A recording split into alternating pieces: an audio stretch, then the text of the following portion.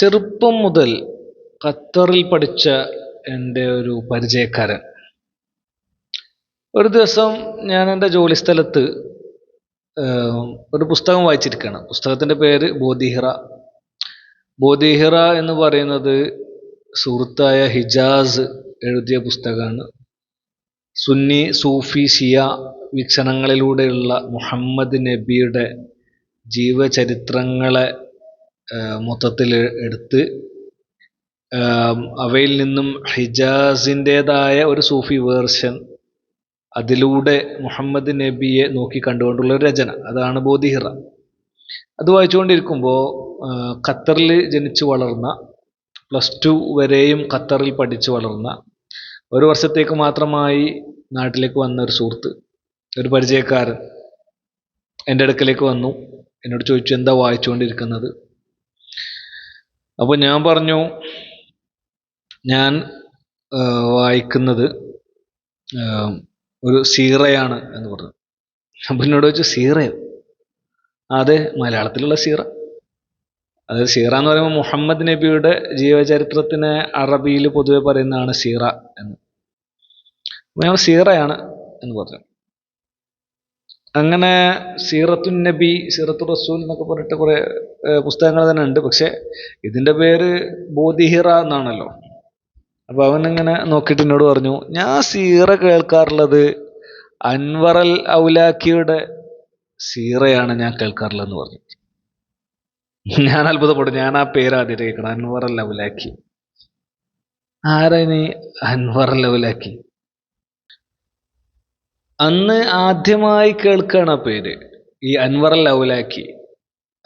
എന്നോട് അവൻ പറഞ്ഞ് അയാളുടെ സീറകളൊക്കെ ഇംഗ്ലീഷിലാണുള്ളത്, എഴുതിയിട്ടൊന്നുമില്ല, പുസ്തകമൊന്നും കിട്ടൂല, പക്ഷെ ആളുടെ ഓഡിയോ ഉണ്ട്, നല്ല രസമാണ് കേൾക്കാൻ എന്ന് പറഞ്ഞു.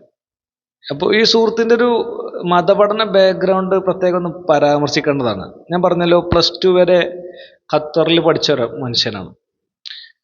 +2 വരെ ഖത്തറിൽ പഠിച്ച്, സുഹൃത്ത് എന്നൊക്കെ പറയുമ്പോൾ എൻ്റെ പ്രായമായിട്ട് കൂട്ടരുത്, എന്നെക്കാൾ 10 വയസ്സ് താഴെയുള്ളൊരു ചെറുപ്പക്കാരനാണ്. +2 കഴിഞ്ഞ് ഒരു വർഷത്തേക്ക് മാത്രമായിട്ട് നാട്ടിൽ വന്നൊരുത്തനാണ്. അപ്പോൾ ഇവൻ്റെ മതപരമായിട്ടുള്ള പഠന ബാക്ക്ഗ്രൗണ്ട് എന്താണെന്ന് വെച്ചാൽ, ഇവൻ ഖത്തറിൽ ഒരു ഒരുപാട് മലയാളികൾ പഠിക്കുന്ന ഒരു മതപഠന സ്ഥാപനത്തിൽ തന്നെയാണ് പഠിച്ചിട്ടുള്ളത്.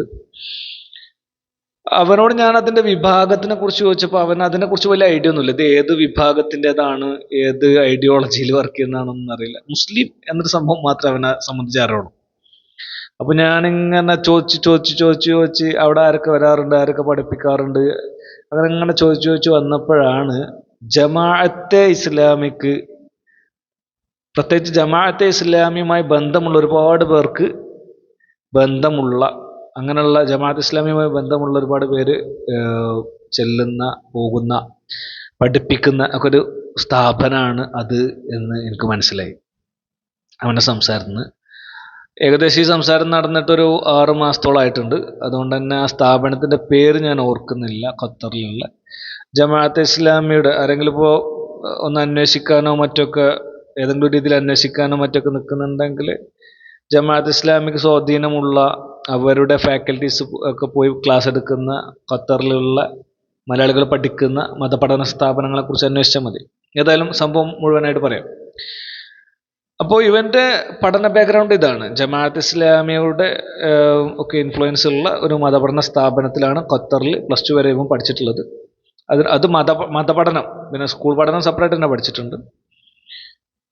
അപ്പോൾ അങ്ങനെയുള്ള ഒരു മലയാളിയെ സംബന്ധിച്ച് അയാൾക്ക് ഇവിടെ ജനിച്ചു വളർന്ന, കേരളത്തിൽ ജനിച്ചു വളർന്ന, ആദ്യം മുതലേ കേരളത്തിനെ, ഈ ഇന്ത്യയൊക്കെ തൊട്ടറിഞ്ഞ അങ്ങനെയുള്ള ഒരാൾക്കുണ്ടാകുന്ന ബേസും, ഇങ്ങനെ ഉള്ള വിദേശത്ത് പഠിച്ചു വളർന്ന് അങ്ങനെ ഒരു വിദേശ മലയാളിയുടെ ബേസും തമ്മിലുള്ള ഒരു ഡിഫറൻസും, അയാൾക്ക് കാര്യങ്ങൾ പറയുമ്പോൾ അതിൽ എവിടെ പറയണമെന്നും എന്തൊക്കെ എവിടെയൊക്കെ ആരോടൊക്കെ ആണ് പറയേണ്ടതെന്നൊക്കെ ഉള്ളൊരു വേർതിരിവുകളിലുള്ള കൺഫ്യൂഷനും ഒക്കെ എനിക്ക് മനസ്സിലായത് അപ്പോഴാണ്, ഇവൻ എന്നോടിത് പറയുമ്പോൾ. എന്താണ് സംഭവം എന്ന് ഒന്നുകൂടി തെളിച്ചു പറയാം. ഈ അൻവർ ലൗലാക്കി ആരാന്ന് എനിക്കറിയില്ല.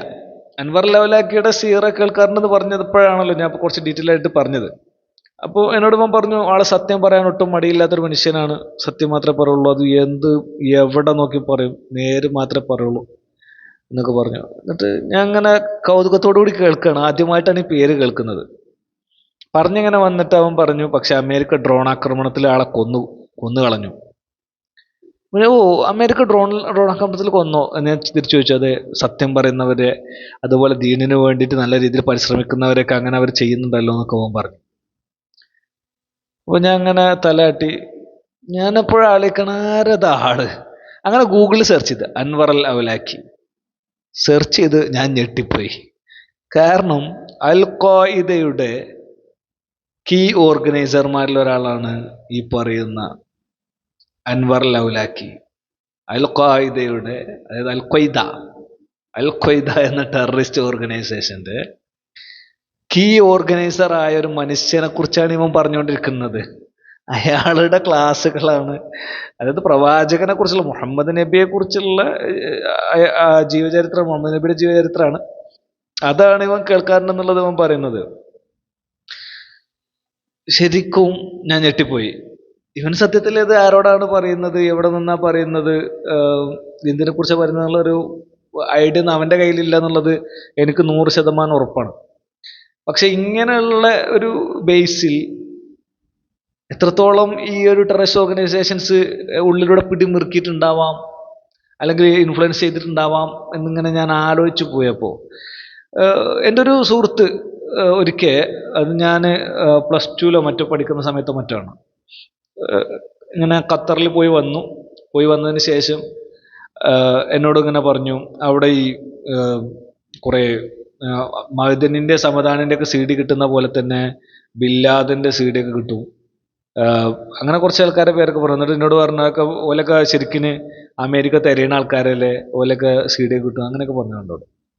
ഞാനതൊരു തള്ളായിട്ട് മാത്രമേ കൂട്ടിയിട്ടുള്ളായിരുന്നു, എനിക്കത് വിശ്വസിക്കാൻ കഴിയുന്നുണ്ടായിരുന്നില്ല. പിന്നെ അവൻ എന്നോട് ഇങ്ങനെ പറയായിരുന്നു, ഒരുപാട് തീവ്രവാദ സംഭവങ്ങളൊക്കെ ശരിക്ക് ഖത്തർ ഫണ്ട് ചെയ്യുന്നുണ്ട് എന്നൊക്കെ പറഞ്ഞിട്ടുണ്ടായിരുന്നു.